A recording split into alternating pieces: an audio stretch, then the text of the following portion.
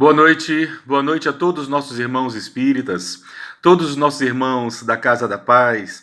É com muita alegria que nós temos mais essa oportunidade de encontro, mais essa oportunidade de estarmos juntos para estudarmos através das lentes da doutrina espírita as mensagens de Jesus. Agradecemos aos nossos irmãos espíritas, agradecemos aos dirigentes da nossa instituição, da nossa seara espírita. Agradecemos a Jesus, naturalmente, por todas as oportunidades que temos de nos melhorarmos, de nos corrigirmos. Essa é a proposta da doutrina espírita para todos nós. Que nós sejamos através dos seus subsídios, encontrar os recursos dos quais nós necessitamos para vencermos, para a nossa reforma íntima, para nos tornarmos melhores, naturalmente. Para isso, para o estudo dessa noite, eu gostaria de convidá-los a todos que nós possamos nos debruçar um pouquinho no Evangelho de Lucas.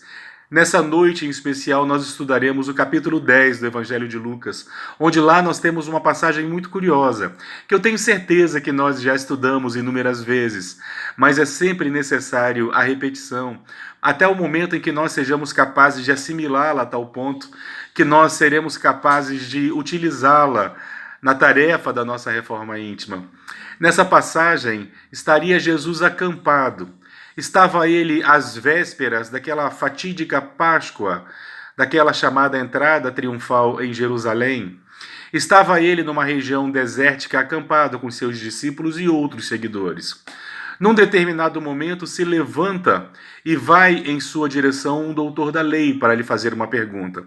Curiosamente, doutores da lei eram especialistas no Torá, nas lições do Antigo Testamento, nas lições na cultura dos hebreus, nas tradições.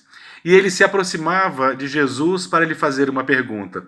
Perguntava a ele: Mestre, o que terei que fazer para herdar a vida eterna?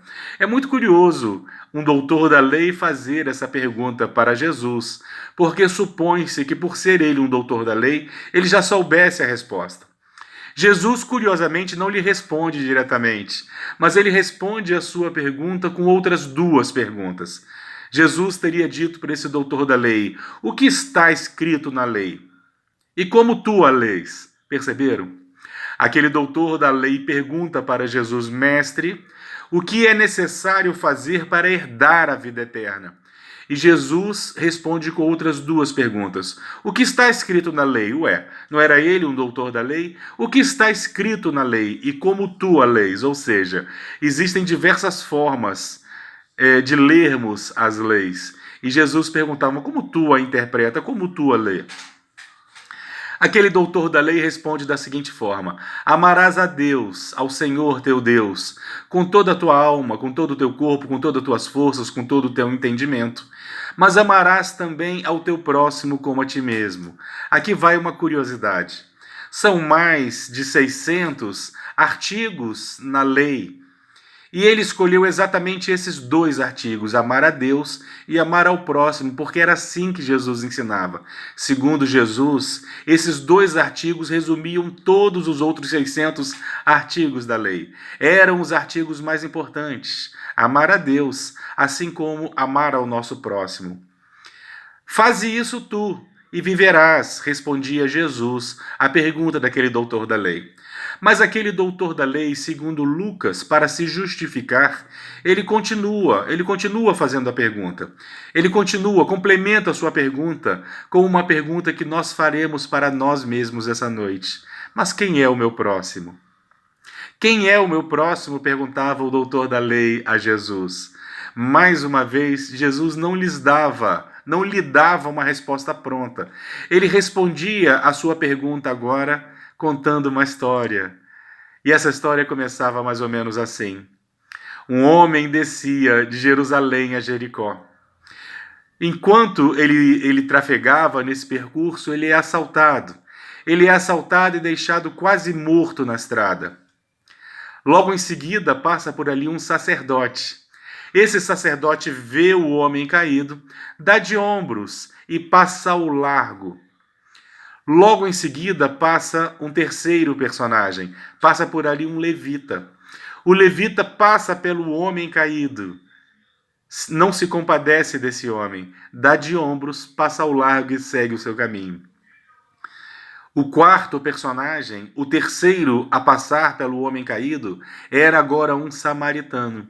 O samaritano, quando passa pelo homem, se compadece, desce do seu cavalo, lava as suas feridas usando azeite e vinho, coloca o homem sobre o seu animal, vai com ele até uma estalagem, vela com ele durante todo o dia e durante toda a noite. No dia seguinte, chama o estalajadeiro e lhe dá 2 denários, 2 dinheiros, e diz assim: homem, eu terei que seguir meu caminho, eu terei que seguir minha viagem. Eu estou lhe dando 2 denários para que tu possas continuar, seguir cuidando desse homem. Caso você gaste além desses 2 denários, quando eu retornar, eu lhe restituo com a diferença. Agora perguntava Jesus: para aquele homem que estava caído, quem foi seu próximo? Curiosamente, o doutor da lei teria lhe respondido da seguinte forma: aquele que teve compaixão para com ele. Jesus então completava novamente dizendo: faz isso tu. O que você está esperando? Age da mesma forma, faz isso tu.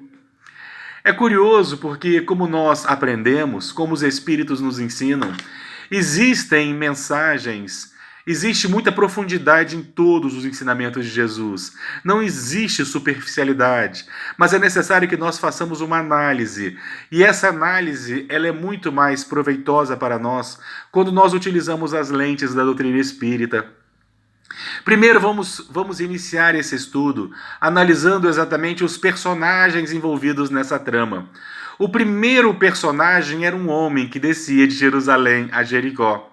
Nós temos certeza que era um homem, não era uma mulher. Por que nós temos essa certeza? Porque as mulheres eram proibidas de andar sozinhas pelas estradas. E era reconhecidamente uma estrada muito perigosa, essa estrada que fazia o caminho de Jerusalém a Jericó.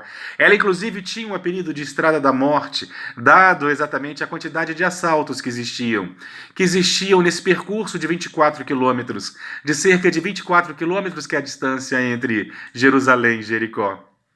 O primeiro personagem é um homem. Esse homem, então, ele sofre um assalto, ele sofre um latrocínio. Ele é deixado quase morto, desnudo, sem seus pertences, de forma que aqueles que viriam em seguida não tinham como saber quem era esse homem.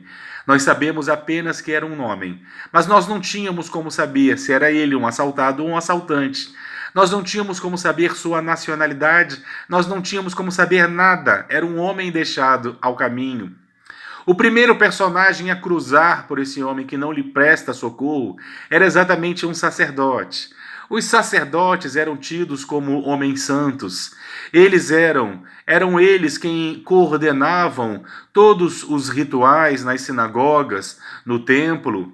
Eram homens especiais. Eles se revezavam na administração do templo, nas coisas espirituais. Em todas as necessidades espirituais do povo hebreu, eram os sacerdotes, por isso eram considerados homens santos. Existiam centenas de sacerdotes, mas apenas um sumo sacerdote. Esses personagens eram sempre tidos como santos e podiam frequentar as salas sagradas dos templos, coisas que aos outros judeus não eram permitido. Isso porque eram verdadeiramente considerados homens santos, intermediários entre o homem comum e Deus e Jeová. O primeiro a passar pelo homem caído era exatamente um sacerdote, que não se compadece daquele homem, dá de ombros e segue o seu caminho. O segundo personagem a passar por ali era um levita. É necessário nós compreendermos quem eram os levitas. Os levitas eram descendentes da tribo de Levi. E aqui vai uma curiosidade histórica.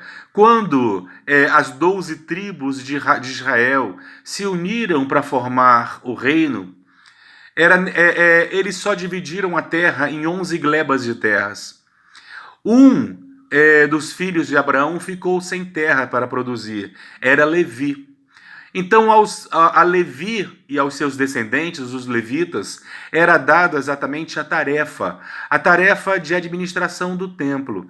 Eram os levitas responsáveis pela administração física do templo, eram responsáveis pela limpeza, por exemplo. E como só existiam 11 glebas de terra, aos levitas não foi dado nenhuma gleba de terra, eles não tinham condições de se sustentar. Então todos os outros irmãos, todas as outras tribos, todos os outros personagens judeus, eles davam 10% de tudo aquilo que eles produziam aos levitas, tendo em vista que os levitas, eles não receberam uma gleba de terra para que pudessem produzir, e eles viviam exatamente na administração dos aspectos físicos do templo, dos templos sagrados, do templo de Salomão. Alguns levitas, inclusive, eram sacerdotes, mas nem todos eram sacerdotes. Mas aos levitas, então, era dado a administração do templo. E para que eles pudessem sobreviver, era dado para eles, então, as outras 12 tribos, as outras tribos destinavam a ele 10% daquilo que produzissem, dando origem àquilo que nós conhecemos como dízimo. Os levitas recebiam esse valor exatamente porque não tinham condições de produzir e se dedicavam à administração física, à limpeza do templo, por exemplo. O segundo personagem a passar por aquele homem que estava caído era agora um levita. Da mesma forma que o sacerdote, o levita também não se compadece, ou se compadece, não a transforma o seu compadecimento em ação.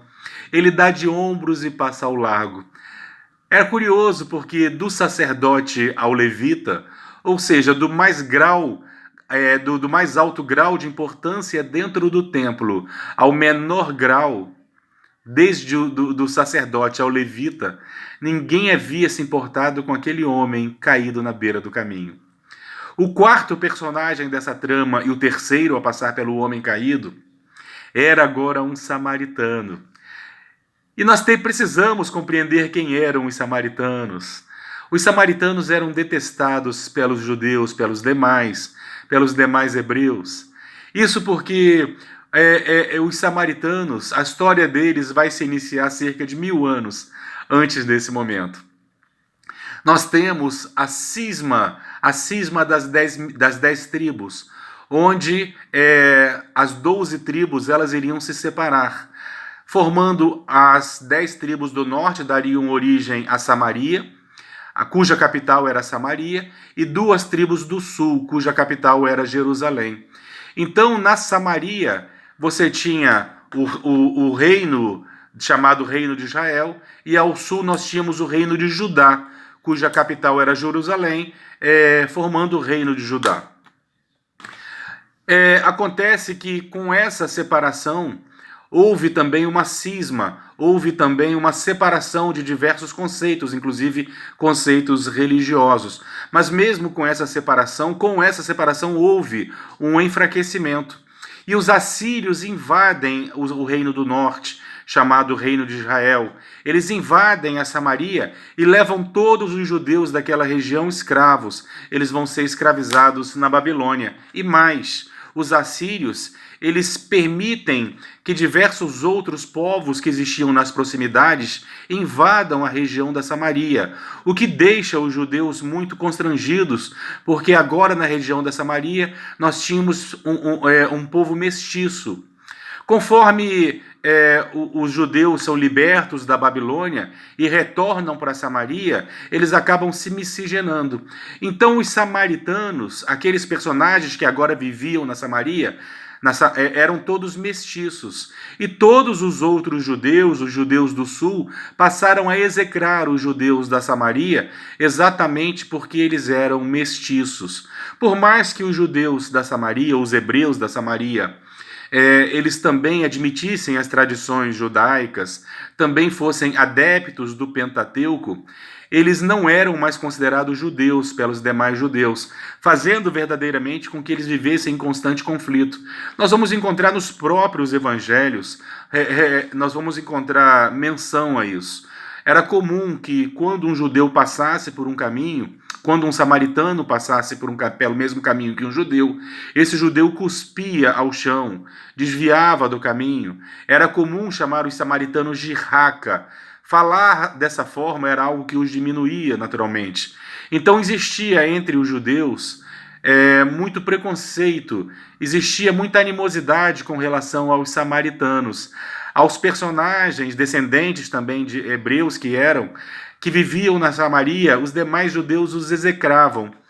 E era exatamente esse personagem execrado, esse personagem que sofria extrema quantidade de preconceito, que Jesus utiliza para exemplificar a virtude daquele único personagem que se compadeceu daquele homem caído na estrada. Não era a única vez que Jesus fazia isso. Nós temos nos evangelhos diversas passagens em que Jesus enaltecia a figura de um samaritano. Talvez tivesse ele a intenção verdadeiramente de diminuir toda essa animosidade que existia entre esses povos, entre esses personagens. Por exemplo, nós conhecemos aquela passagem dos 10 leprosos que são curados das suas chagas por Jesus. Jesus recomenda que eles sigam por um caminho e que nesse caminho eles seriam curados, e isso acontece. Quando esses leprosos se entreolham, eles percebem que todos eles haviam sido curados. Mas somente um volta para agradecer a Jesus. Era um samaritano, diferente dos outros. Nós temos um diálogo maravilhoso entre Jesus e uma mulher samaritana em Sicar, que era a capital da Samaria. É um dos diálogos mais espiritualizados que nós encontramos nos evangelhos. E era exatamente um diálogo entre Jesus e uma mulher samaritana. Então, nós vamos encontrar nos evangelhos Jesus sempre se esforçando para que os demais judeus rompessem o preconceito que eles tinham com os samaritanos. Por exemplo, nessa parábola que na hora nós estamos estudando, conhecida como parábola do bom samaritano. Mas aqui vai uma curiosidade. Jesus, naturalmente, quando narrava uma parábola, ele não colocava título. E essas parábolas, elas eram disseminadas pela oralidade. Passava de boca em boca. E alguém teve a ideia de colocar a parábola, o nome da parábola, de parábola do bom samaritano. Porque colocando nessa parábola o título de parábola do bom samaritano, dá a entender que todos os outros samaritanos eram maus, e esse era o único bom.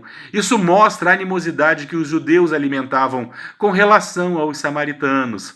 E era exatamente um samaritano que Jesus usava para exemplificar as virtudes, para exemplificar quem era o próximo daquele caído.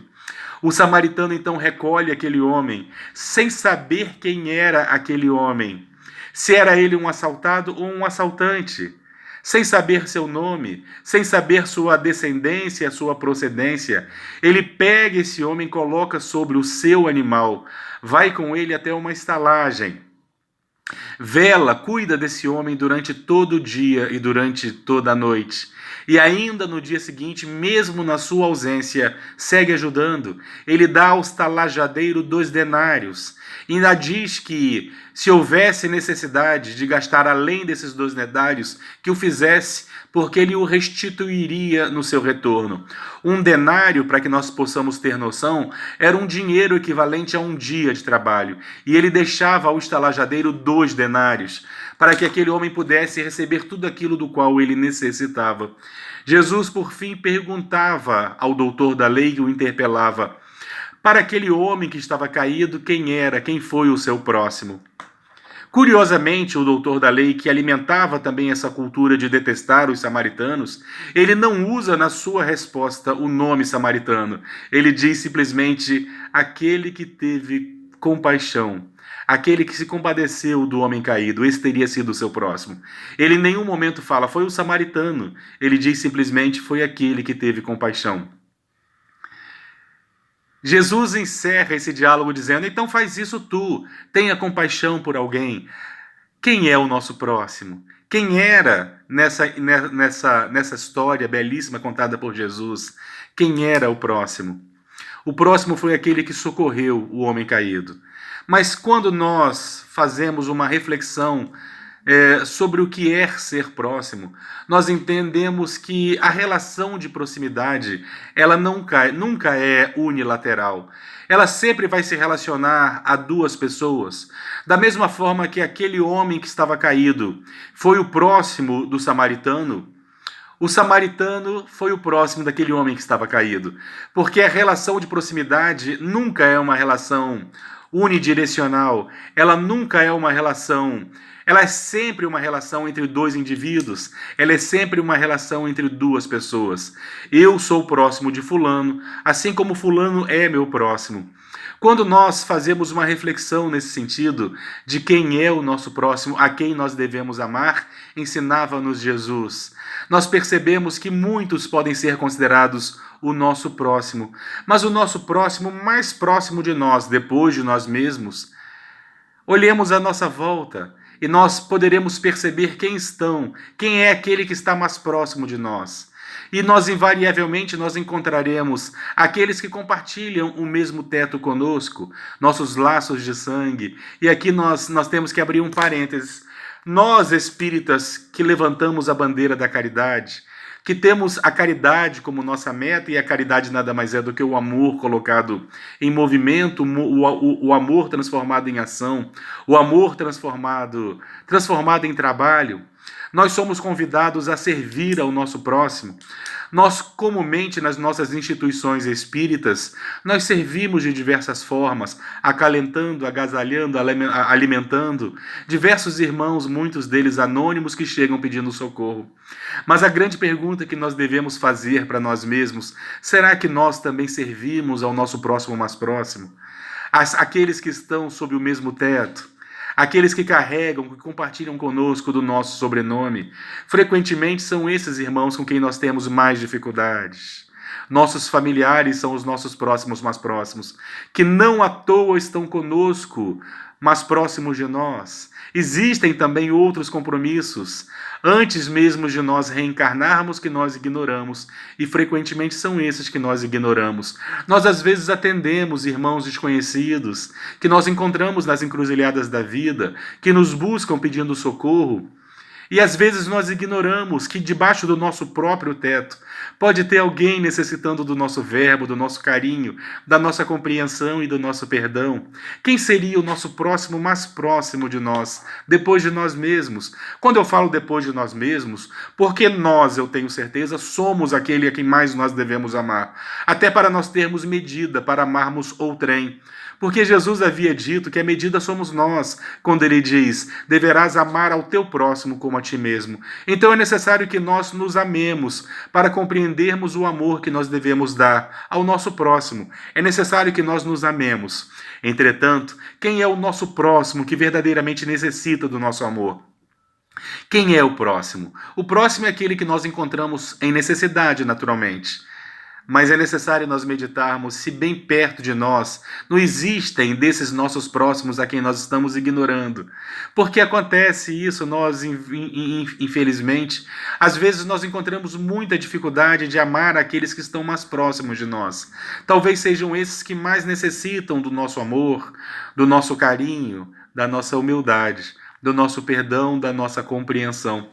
Chico Xavier, numa entrevista, ele relata que era muito comum que espíritas, que pessoas simpáticas à causa espírita o procurassem e fizessem uma pergunta muito estranha. As pessoas costumavam lhe perguntar: Chico, qual é a minha missão? Queriam que Chico perguntasse a Emmanuel, que Chico perguntasse aos espíritos consoladores qual era a missão daquele irmão. E Chico achava isso muito engraçado, porque aquelas pessoas queriam ouvir coisas nobres, queriam ouvir, por exemplo, que eles teriam a missão de, através da mediunidade ou da comunicação com os espíritos, consolarem as pessoas que os buscassem. Queriam ouvir que tinham a missão de cuidar de crianças abandonadas, do idoso à orfandade, que essas pessoas iriam curar, que essas pessoas iriam salvar, que essas pessoas tinham como missão socorrer. Acontece que o Chico sempre dava a mesma resposta. A missão de todos nós é cuidar de nossas famílias, é de implantarmos o amor em nossos lares. É a mais simples. Acontece que nós queremos coisas grandiosas, coisas distantes, quando a primeira missão, a missão mais importante de todos nós, ela se inicia em nossas famílias.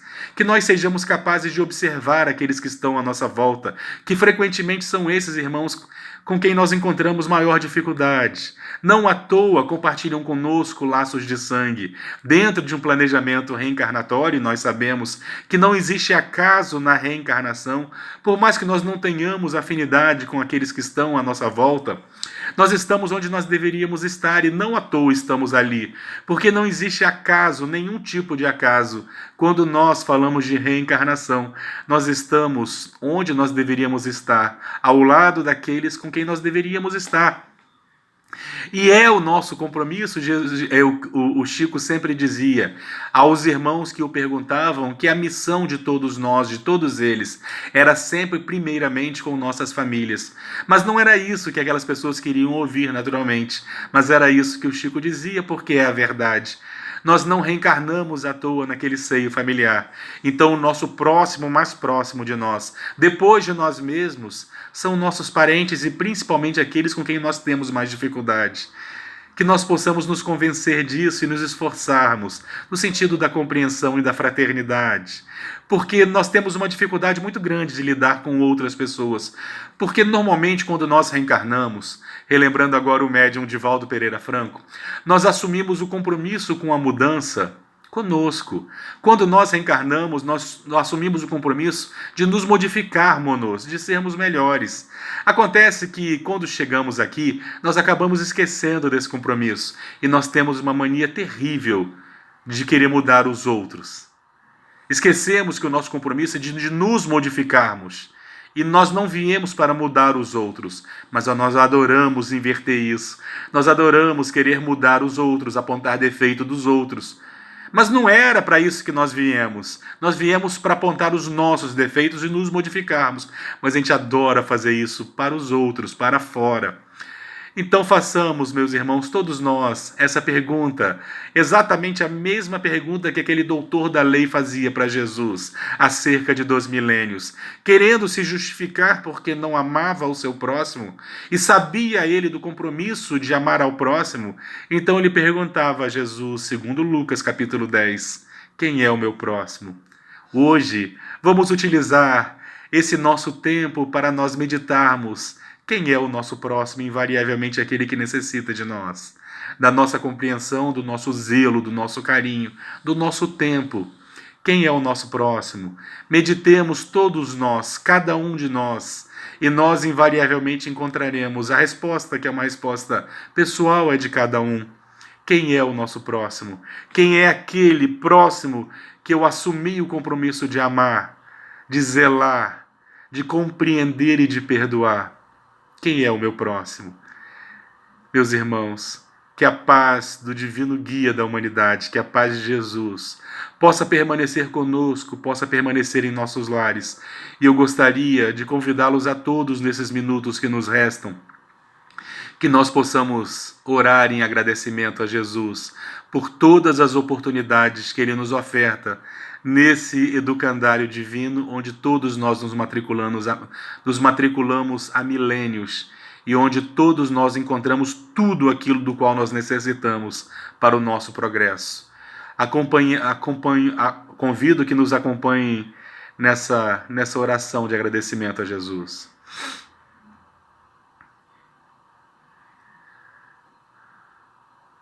Jesus, divino amigo de todas as horas, anjo de toda a humanidade, nós te buscamos em prece, Senhor, para lhe agradecer por tudo aquilo que tu nos ofertas.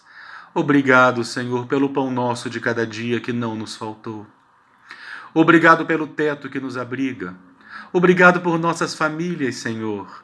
Obrigado pela saúde do corpo físico. E por todas as dificuldades que enfrentamos.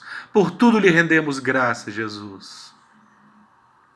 Mas eternos pedintes que somos da tua misericórdia, nós gostaríamos de te pedir ainda mais, que toda essa luz que nos envolve nesse instante possa daqui se irradiar, amparando todos os que sofrem por um motivo qualquer de dor, Senhor.